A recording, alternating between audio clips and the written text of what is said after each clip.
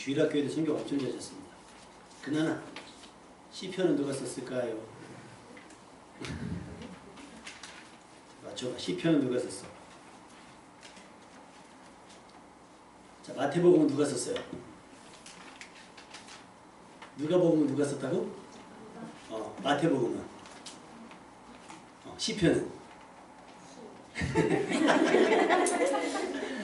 이래서 예수님께서 아이들 하나님 나라가 아이들 거라고 말씀하신 것 같아요. 시편 128편 찾으셨으면 아멘. 오늘은 아이들의 속도로 좀 맞춰주셨으면 좋겠어요. 길지 않죠. 1절부터 6절까지. 우리 아이들이 1절, 어른들이 2절. 아이들이 홀수, 어른들이 짝수. 이렇게 읽을게요. 아이들 준비됐습니까? 네. 우리 중고등부 학생들도 같이 아이들로 읽어주시면 좋을 것 같아요. 천천히 128편 1절부터 6절 같이 읽겠습니다. 시작! 여호와를 경외하며 홀수 아이들, 니들,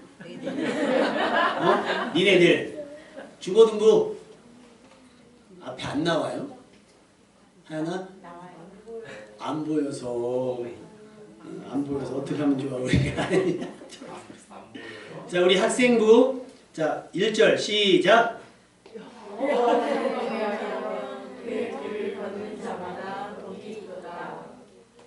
내가 내 손이 수고한 대로 먹을 것이라. 내가 복되고 형통하리로다. 내 앞에 있는 내 아내는 결실한 포도나무 같으며 내 식탁에 둘러앉은 자식들은 어린 감람나무 같으리로다. 여호와를 경외하는 자는 이같이 복을 얻으리로다. 여호와께서 시온에서 내게 복을 주시리라. 너는 평생에 예루살렘의 번영을 보며 내 자식의 자식을 물지어다. 이스라엘에게 평강이 있을지어다. 아멘. 우리 PPT가 아주 훌륭합니다. 시력에 맞춰서 막 커졌다 작아졌다 하죠. 그저께죠. 그저께 이제 쇼핑할 일이 있어서 5월 5일 날 움직이지 말았어야 되는데 안성에 있는 스타필드를 갔어요.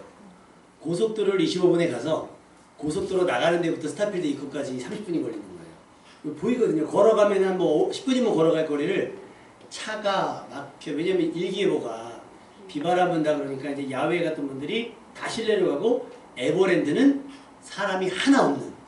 우리 다현이가 진작부터 일기예보를 보면서 이번 5월 5일은 어린이날이 에버랜드다 얘기를 했음에도 불구하고 저희는 스타필드를 하겠어요.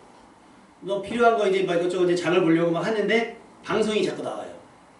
파란 옷을 입은 3살짜리 아이를 보호하고 계시거나 뭐 알고 계시는 분은 얘기해달라고. 좀 이따 분홍색을 입은, 좀 이따 보라색을 입은. 그러니까 옆에서 이제 권사님께서 하시는 말씀이 애들이 자꾸 잃어버렸대. 원래 매년 5월 5일 날 애들 많이 잊어버리는 날이라고. 에버랜드에서도 잊어버리고 많이 그러잖아요. 손을 놓쳐가지고. 그러면 얼마나 막 사람들이 막 오고 가고 막 개들도 왔다 갔다 하면서 막 개들끼리 싸우고 막 이러는 그 어수선한 분위기 속에서 아이들이 느꼈을 불안과 공포. 엄마가 혹은 부모님들이 아이의 손을 놓쳐서 아이를 어떻게 보면 넓지만 어떻게 보면 좁은 공간이잖아요. 그곳에서 내 아이를 찾지 못할지도 모른다는 그 부러움과 절망감.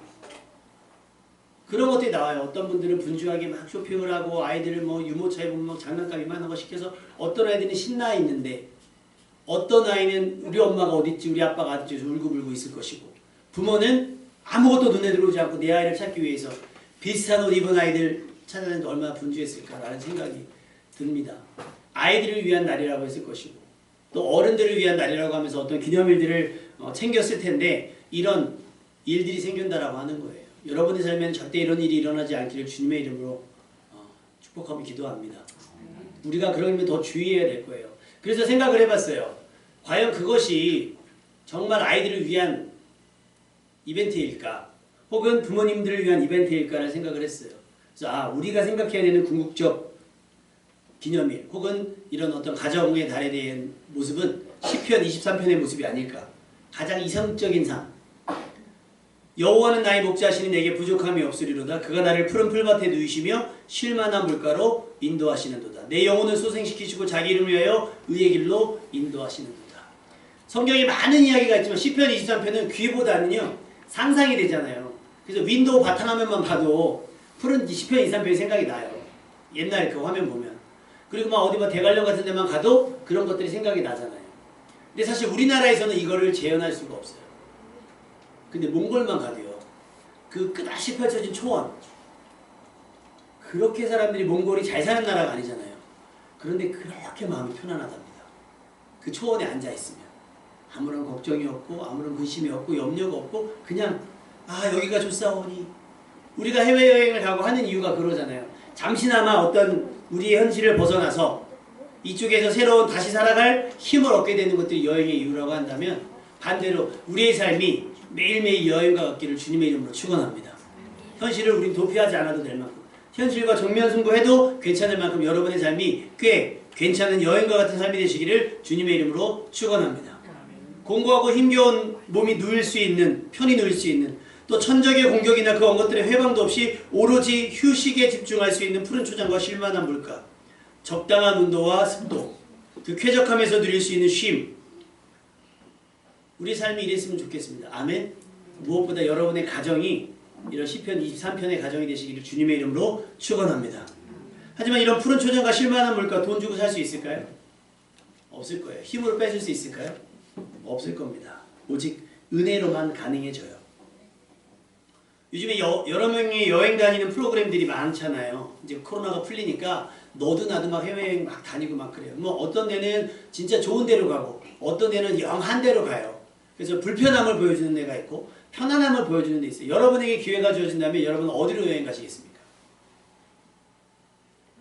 인도 같은 나라 있잖아요. 가서 죽어도 아무도 찾을 수 없는. 인도는 정말 여러분 너무 저기서 가지 말라고 얘기 많이 해요. 근데 선교사님들은 괜찮다고 해요. 근데 솔직히 선교사님은 어디 가도 괜찮아요. 우리가 안 괜찮지 선교사님들은요 어디 가도 괜찮아요. 오늘 아침에도 우리 학생들 데리고 필리핀 지금 이상원 선교사님 가 계시니까 그분 계실 때 한번 가야 되는데 근데 또 얘네가 고2잖아요. 그러니까 내년까지는 꼼짝을 못한단 말이에요. 그래서 이제 쟤네 중학교 올라오면 한번 필리핀으로 한번 선교원금 가지고 비행기 타고 한번 가면 좋은데 애들은 모르잖아요. 비전 트립이 어떤 것인지. 제가 20년 전에 갔을 때가 그랬거든요.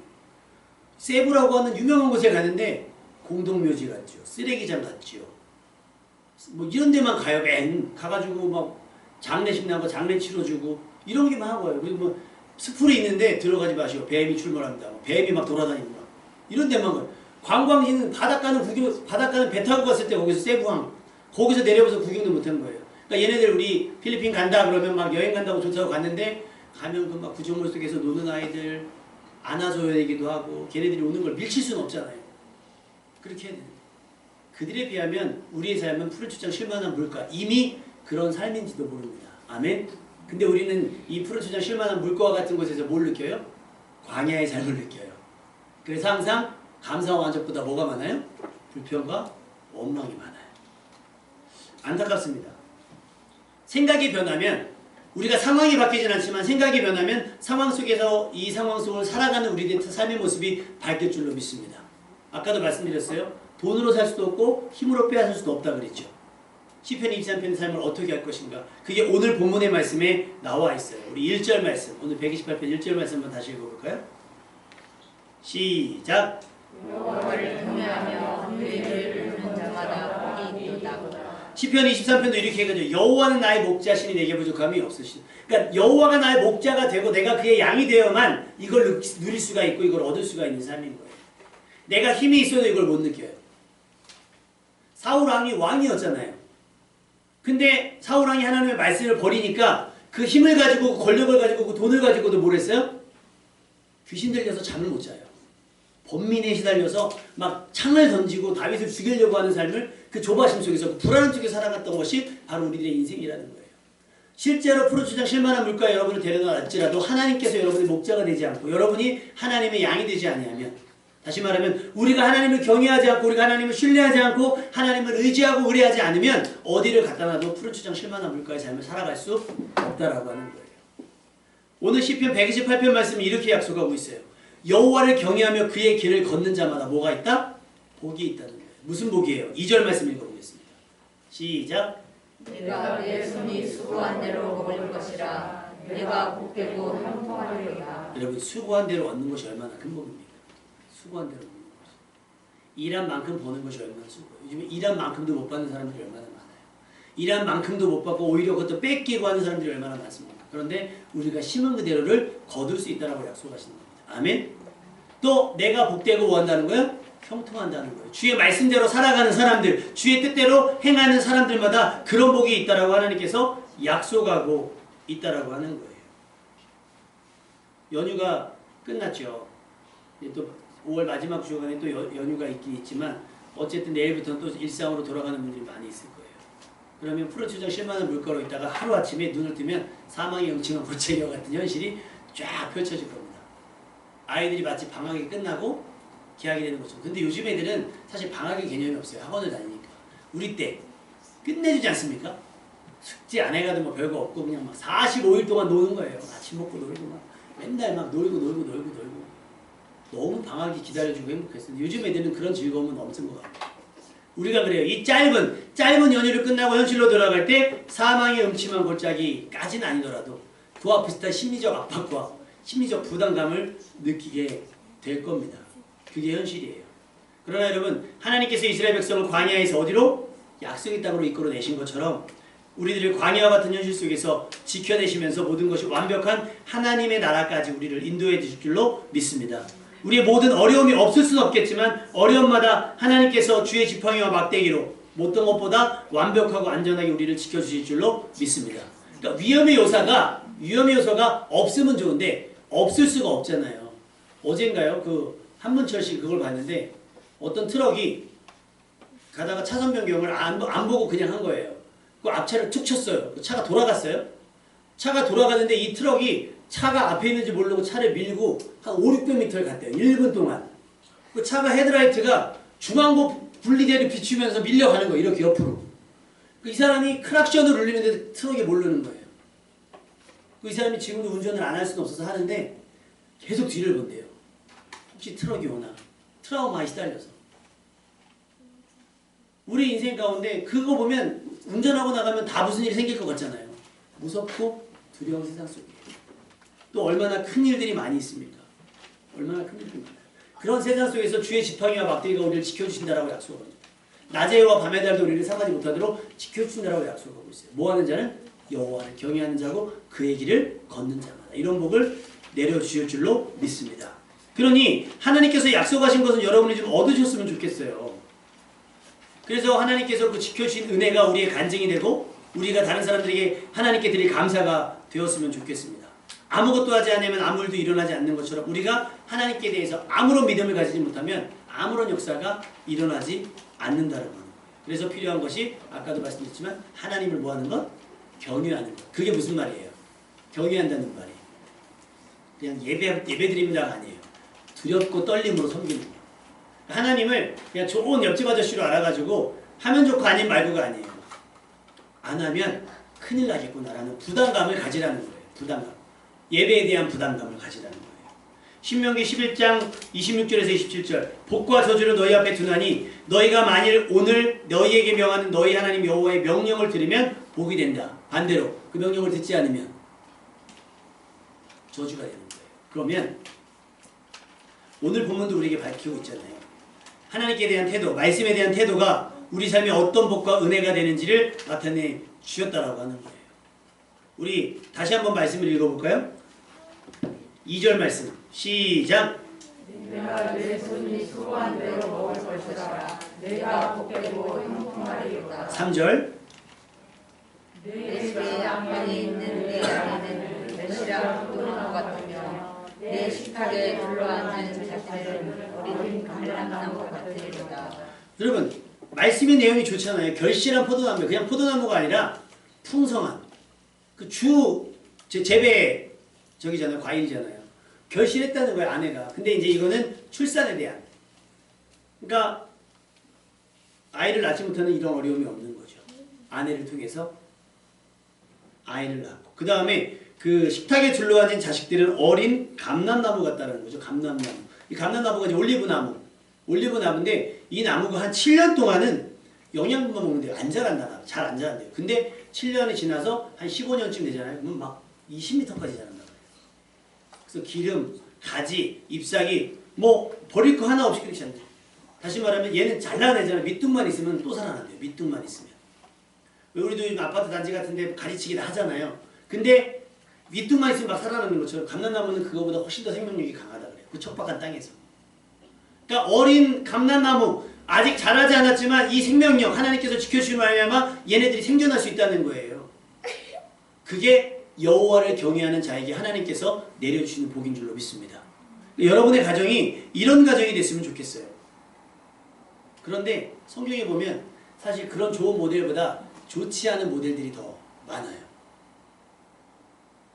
사울이 왕이 됐죠. 아까 말씀드렸지만 근데 하나님 앞에서의 삶을 살지 못했고 하나님을 두려워하지 않고 하나님의 말씀에 순종하지 않으니까 그 자리와 역할을 누구에게?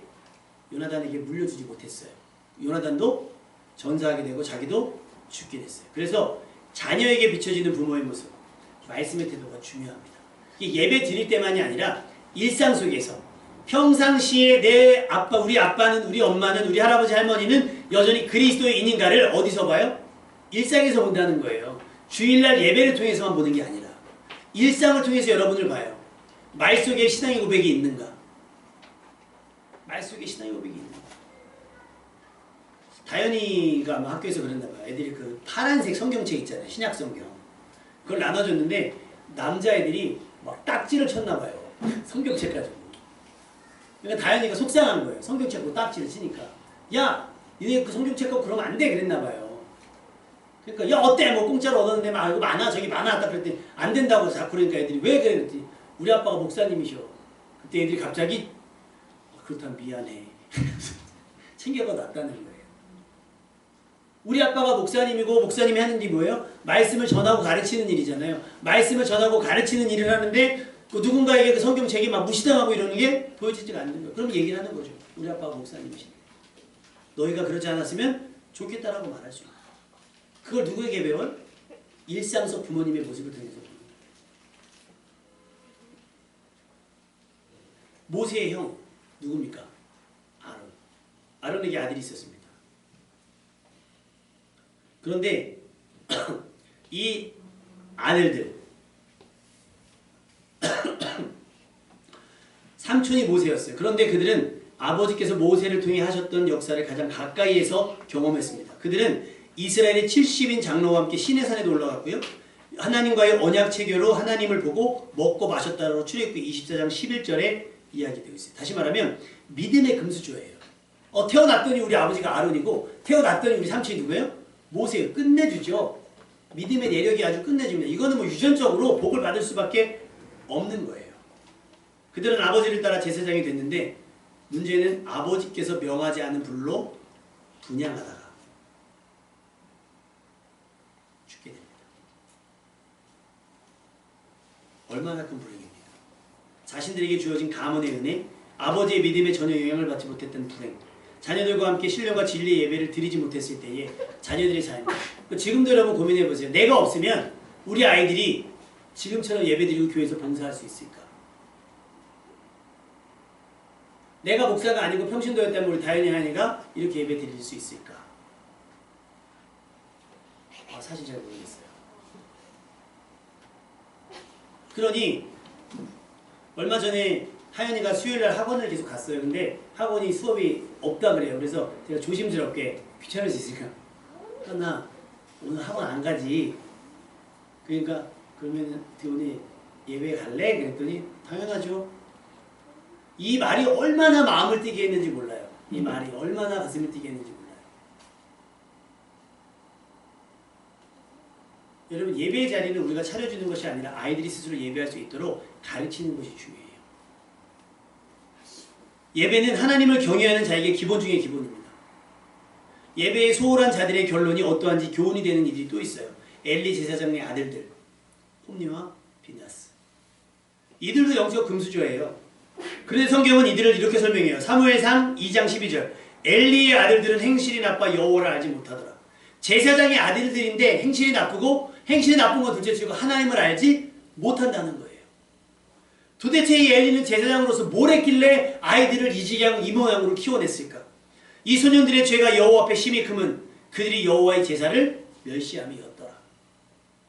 복은도사하고 이들에게 예약된 건요. 사무엘상 2장 30절 34절에 기록되어 있는데요. 하나님께서 이 엘리 제사장의 아들들 홈리와 비느하스에 대한 하나님께서 주셨던 이야기가 있습니다. 나를 존중히 여기는 자를 내가 존중히 여기고 나를 멸시하는 자를 내가 경멸하리라. 보라, 내 팔과 내 조상의 집 팔을 끊어 내 집에 노인이 하나도 없게 하는 날이 이르지라. 여러분, 집에 노인이 없다는 말은 무슨 말이겠어요? 다 단명한다는 거예요. 젊었을 때 다 죽는다는 거예요. 씨가 마른다는 얘기겠죠. 또 이스라엘에게 모든 복을 내리는 중에 다른 사람들은 다 복을 받는 중에 너는 내 초소에서 환난을 볼 것이며 내 집에 영원토록 노인이 없을 것이다. 내 재단에서 내가 끊어버리지 아니할 네 사람이 내 눈을 살아낼 때 제사장 직분을 유지를 해야 되니까 살려는 든대요. 근데 그 사람이 어떻게 되냐면 눈이 멀고 마음을 슬피게 할 거예요. 내 집에서 출산하는 모든 자가 젊어서 다 죽게 된다는 거예요. 이게 예배를 소홀히 여기는 사람, 하나님을 경외하지 않는 사람, 부모의 믿음과 상관없이 막 살아가는 사람들에게 일어날 일들이라고 하는 거예요. 얼마나 절망적입니까? 얼마나 가슴 아픈 일이에요. 여러분은 부디 믿음의 가정이 될 수 있기를 주님의 이름으로 축원합니다. 내 믿음이 내 자녀에게 고스란히 대물림 됐으면 좋겠어요. 엘리 가문은 끝장이 났어요. 더 이상 제사장의 가문이 아닌 게 되잖아요. 우린 그럴 수 있어요. 아이, 언제든 마음만 먹으면 그냥 예배 드리면 되지 뭐. 이번 주만 예배인가? 다음 주도 예배지. 근데 우리가 일어나는 사고들을 보면요. 오늘 구원은 내일 있을지 모르는 믿음을 통해서 얻는 것이 아니라 지금 예배하는 믿음을 통해서 구원을 받는 겁니다. 아멘? 우리는 매 순간 믿음을 확증해 나가야 되는 거예요. 매 순간. 우리가 여행을 가면 뭘 가지고 가죠? 여권이라는 걸 가져가요. 이 여권을 가져가는 이유는 뭐예요? 내가 대한민국 사람이고 여행 중이라는 것을 증명하는 거예요. 여권이 없으면 내가 누구인지 증명이 되질 않아요. 여러분이 신앙 고백, 예배를 주일날마다 예배를 드리지 아니하고 여러분이 성경을 읽지 아니하면 여러분이 그리스도인인 걸 증명할 수 있는 다른 방법이 아무것도 없다는 거예요. 어떤 복을 받기 위해서 시편 128편의 복, 시편 23편의 복을 받기 위해서는 여러분의 믿음을 인정받아야 됩니다. 두려움으로 섬기십시오. 예배는 영적 취미가 아니에요. 믿음의 사람이 행해야 할 가장 최선의 신앙 고백입니다. 신령과 진리 예배는 하나님께서 우리에게 복을 내려주시는 창구요 통로가 됩니다. 아브라함이 믿음으로 받은 복. 그래서 구약 성경이 계속 언급되는 게 뭐예요? 아브라함과 이삭과 야곱. 여러분의 집안이 그랬으면 좋겠어요. 아브라함과 이삭과 야곱. 나와 내 자손과 내 자손이 대대로 하나님의 백성 되고 하나님의 자녀가 되고 복의 조상의 대를 이룰 수 있는 믿음의 가정, 믿음의 가문 되시기를 주님의 이름으로 축원합니다. 여러분은 몇 대입니까? 몇 대예요? 집사님 몇 대? 믿음. 어머니가 1대? 아버지가? 예? 외할아버지. 그러면 1대, 2대, 3대, 4대. 집사님은 몇 대? 1대, 그러면 2대. 그러면 해야 될 일이 많잖아요. 누구를 만나야 될지도 고민하셔야 되겠고. 내 믿음이 약하면 나보다 믿음 좋은 사람을 만나야 돼요. 나를 좀 끌어주고 밀어주고 기다려주고 응원해주고 격려하는 사람을 만나야 되지 않겠습니까?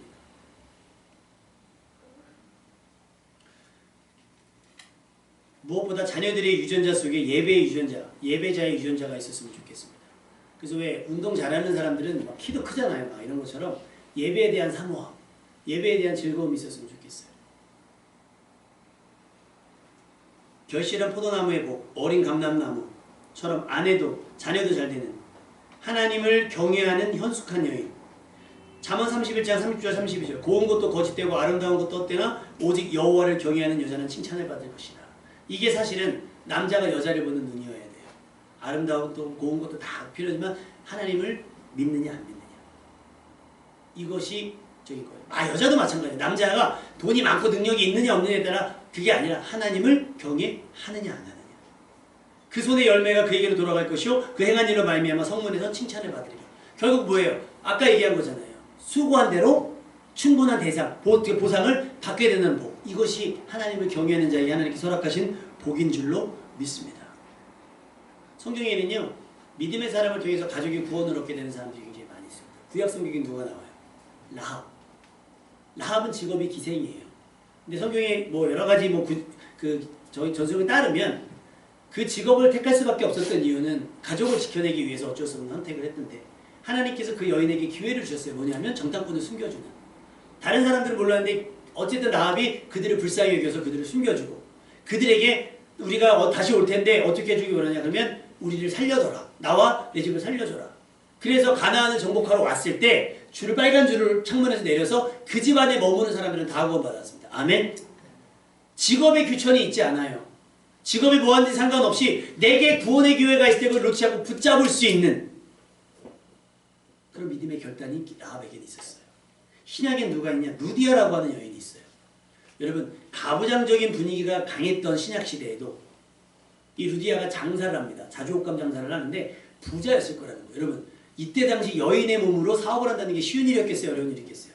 해냈다는 거예요. 근데 더 대단한 건 뭐냐면 사도행전 16장 14절 15절에 하나님을 섬기는 루디아라 그래요. 근데 이 여자가 하나님의 말씀을 들을 때 마음을 열어서 바울의 말을 따르겠다는 거예요. 여러분 기도하실 때 항상 자녀들을 위해서 또 아직 믿지 않는 가족들을 위해서 기도할 때 하나님 그들이 하나님의 말씀을 들을 때 마음을 열어서 하나님의 음성을 들을 수 있게 해주라고 반드시 응원하며 기도할 수 있기를 바랍니다. 하나님께서 루디아의 마음을 열었어요. 바울의 말을 들었습니다. 그러자 무슨 일이 생겨요? 그와 그 집이 다 세례를 받고 사도들을 대접하는 일이 생겼습니다. 근데 이 말씀의 뒤에 누가 나오는지 알아요? 바울과 실라가 감옥에 가요. 간수의 장면이 나옵니다. 그래서 간수가 막 온문이 흔들리고 막 이럴 때 보니까 우리가 어떻게 하면 구원을 얻을 수 있겠습니까? 사도행전 16장 31절 말씀이 이 16장에 나와요. 루디아의 이야기 뒷부분에. 주 예수를 믿으라 그리하면 너와 내 집이 구원을 얻으리라. 그때 이 간수장이 온 가족이 더불어 세례를 받고 그리스도인이 됩니다. 할렐루야. 아빠의 역할이든 엄마의 역할이든 누구든 상관없어요. 남자가 해야지 여자가 해야지가 아니에요. 네가 해야지 내가 해야지 아니에요. 기회가 있으면 누구라도 우선적으로 해야 되는 일을 믿습니다. 내 가족 구원하는 일들은 그렇게 하는 거예요. 그래야 하나님을 경외하기 시작해야 우리 삶이 바뀌어요. 토양이 바뀌어요. 우리가 수고하는데 여태까지 수고했지만 허공을 치는 것 같았을지라도 이제부터 하나님을 경외하며 예배하는 자들의 손 수고를 그대로 먹게 하신다라고 약속하고 계십니다. 그래서 이사야서 11장 3절에 하나님께서 그 이세 후손에 대한 이야기를 했을 때 예수님에 대한 이야기를 했을 때 뭐라고 하냐면 그가 여호와를 경외함으로 즐거움을 삼을 것이다 라고 얘기합니다. 세상 즐거움에는 어떤 걸? 하나님을 경외하는 것, 예배하는 것을 즐거움으로 삼는 거예요. 교회 오는 것을 즐거움으로 삼는 거예요. 우리 아이들이 놀러 교회 왔으면 좋겠습니다. 아멘. 여러분들이 지나다가 쉬러 교회 왔으면 좋겠어요. 아멘. 마치 무슨 예배에만 드리기 위한 어떤 저기가 아니라 여러분 공부하기 싫어하는 애들이 도서관 가는 거 좋겠어요? 싫겠어요? 차라리 학교는 친구라도 만나러 가지. 근데 우리 교회는 그러지 않았으면 좋겠어요. 믿음 좋은 사람들 예배하기 위해서 오는 게 아니라 믿음 없는 사람들이 그냥 지나가다가 컵라면 하나 끓여 먹고 커피 한 잔 타서 먹고 가고 졸리면 여기 와서 잠도 자고 가고 여기 누워서 자면 어떻습니까? 쿠션 좋고 막 편해요. 떨어지지만 않으면 괜찮습니다. 그런 장소가 됐으면 좋겠어요. 뭐만 할 수 있다면 너와 내 집이 구원을 받을 수만 있다면 그렇게 여러분이 이 교회를 활용할 수 있었으면 좋겠어요. 우리 가정은 어떤 가정이 되어야 될까? 하나님을 경외하는 가정에게는 하나님께서 어떤 복을 주실까? 잠언 15장 16절이에요. 가산이 적어도 여호와를 경외하는 것이 크게 부하고 번뇌하는 것보다 나으니라. 돈이 없어도 가진 것이 많지 않아도 여호와를 경외하는 것이 돈 많지만 구원받지 못하고 돈 많고 뭐 직업도 좋고 연봉도 세고 뭐 내가 뭐 좋은 차도 타고 좋은 집에 살지만 어떤 번뇌를 가지고 살아가는 것보단 여호와를 경외하지만 가난하게 살지만 여호와를 경외하는 것이 낫다라고 얘기해요. 그 다음에 17절 말씀이 채소를 먹으며 서로 사랑하는 것이 살찐 소를 먹으며 서로 미워하는 것보다 낫다는 거예요. 이런 믿음의 가정, 화목한 가정 되시기를 주님 이름으로 축원합니다. 함께 하나님을 경외하고 함께 하나님을 예배하고 또 서로 사랑하는 것. 누가 내 편이겠어요? 그 고딩 엄빠라고라는 프로그램에서 아이들이 막 원치 않은 준비를 못했으니까 대비를 못했으니까 원치 않은 임신을 하게 됐을 때 여러 가지 반응들이 나온다는 거예요. 산이 죽니? 너 그럴 줄 알았다. 뭐 돌아다니더니 그럴 줄 알아. 밤늦게 돌아다니더니 그럴 줄 그게 아니라 괜찮니? 이게 가장 기본이랍니다. 아이들이 장난을 쳤어요. 우당탕 해가지고 뜨거운 물이 싹 쏟아졌어요. 그럼 제일 먼저 뭐였어? 뛰지 말랬지! 이게 아니라 뭐예요? 괜찮아? 다치지 않았어가 먼저 해야 된다는 거예요. 비싼 커피잔을 깨트렸어요. 어떻게 해야 돼요? 그냥 뭐라 그래요? 송근호! 이게 얼마짜리인지 알아? 엄마 조심하라 그랬지? 라고 했어 안 했어 엄마가? 역시 했대요. 그녀야 괜찮아? 손 대지 않았어? 움직이지 마. 거기 파편식 움직이지 마. 라고 하는 것이 뭐냐? 이게 무슨 가정? 화목한 가정이고요. 이렇게 자녀들에게 대하는 것이 하나님을 경외하는 믿음의 본이라는 거예요. 우리 하나님이 우리에 대해서 뭐라 그랬어요? 니네 그럴 줄 알았어. 안 그랬잖아요. 예수님이 베드로에게 뭐라 그랬어요? 괜찮니라. 그 의미. 네가 나를 사랑하니 평안하니 이게 뭐라 그랬어요 제가? 니네 괜찮지? 괜찮아? 나 괜찮아. 이런 뜻이라 그랬잖아요. 하나님이 우리에게 그렇게 물었다면 우리도 주변 사람들에게 그렇게 물을 수 있어야 되는 거예요. 술을 진탕 먹고 들어왔어요. 어휴 이거 화상아. 거기서 먹고 죽지 왜 살았고 여기까지 왔냐라고 할 게 아니라 아침에 일어나면 속은 괜찮아요? 성스레 그 어느 때보다 맛있는 해장국을 끓여주는 거. 그러면서 밤새도록 내 남편이 술 깰 수 있도록 술 취하지 않을 수 있도록 기도하는 것이 화목한 가정에서 아내의 역할인 거예요. 남편의 역할은 뭘까요? 똑같아요. 아내를 사랑하는 거. 성경은 그렇잖아요. 남편은 아내를 사랑하고 돈과 명예보다 여호와를 경외하는 것을 택하시길 바랍니다. 주도권을 잡으려고 싸우는 것이 아니라 주도권을 하나님께 드리고 아멘? 하나님께 소리 가지고 맡을 줄을 믿고 나는 섬기는 자가 되는 거예요. 서로가 서로를 섬기는 자가 되면 다툴 게 없어요. 왜? 내가 주도권을 갖지 않았으니까. 하나님께 주도권을 가졌으니까. 근데 막 그러잖아요. 결혼하는 사람들이 야 앞으로 한 달이 중요해. 뭘 한 달이 중요합니까? 30년이 중요하죠. 그러려면 어떻게 살아야 됩니까? 다 양보해도 돼요. 뭘 얻기 위해서? 영혼을 얻기 위해서. 그런 가정이 화목한 가정인 거예요. 세상이 뭐라고 얘기하든지 세상이 남녀를 어떻게 갈라치게 하든지 성경은 그렇게 얘기하지 않아요. 하나님의 뜻은 그게 아니에요. 남자도 여자도 다 할 본분이 있는 거예요. 할 역할이 있는 거예요. 그래야 자녀들이 부모에게서 배웁니다. 아이들이 말을 어디서 많이 배우겠어요? 어린이집 가서 배워요. 여러분 다 말 못합니다. 애들 가면 어린이집 무슨 말을 배우겠어요? 집에서 배우는 거예요. 단어들, 말투. 아이들 똑같아요. 모양만 똑같은 게 아니라 하는 모습도 똑같아요. 여러분이 지금부터 여러분의 삶을 바꾸시면 자녀들의 삶도 바뀔 줄로 믿습니다. 우리 한번 잠언 15장 16절 17절 같이 한번 읽어볼까요?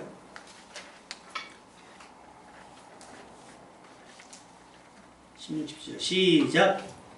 가산이 적어도 여호와를 경외하는 것이 크게 벌하고 번뇌하는 것보다 나으리라. 채소를 먹으며 서로 사랑하는 것이 살찐 소를 먹으며 서로 위하는 것보다 나으니라. 여호와를 경외하며 그의 길을 걷는 자마다 복이 있는 거예요. 여러분이 그 길을 걸으면 자녀들도 당연히 그 길을 걸어가고 여러분이 그 길을 걷다 보면 주변 사람들과 그 길을 함께 걷는 주변 좋은 사람들을 만나게 될 거예요. 이런 것이 복의 연속성인 거예요. 근데 나는 그 길과 반대로 가는데 어떻게 좋은 사람을 만나요? 술집에 가면 누굴 만납니까? 술 취한 사람 만나는 거예요. 그죠? 욕심 있는 사람들 사이에 끼면 뭐가 있어요? 주식하는 사람들 사이에 있으면 주식하는 사람을 만나게 되는 거예요.